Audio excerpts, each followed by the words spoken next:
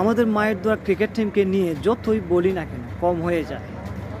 গত ম্যাচে এই টুক করে হংকংয়ের মতো একটা দুর্বল দলের সাথে জিততে গেছে, তারপর আমরা হাইড করা শুরু করছি, ও ও জিতে গেলাম। কিন্তু আজকে শ্রীলঙ্কার লগে বাজে ব্যাটিং করছে, ওপেনারদের অবস্থা কি বলবো, বাজে ছিল। 53 রানে 5 উইকেট যাওয়ার পরে মোটামুটি একটা জাকের আলী শামীম, আমাদের বাদ শামীমের কথা কি বলবো, অসাধারণ আজকে খেলছে, দলটাকে এই একটা দুরবস্থা থেকে টাইনা তুলছে জাকের এবং শামীম, ওদের প্রশংসাই করতে হয়। যাই হোক, মোটামুটি একটা স্কোর হয়েছে 139-40 টার্গেট।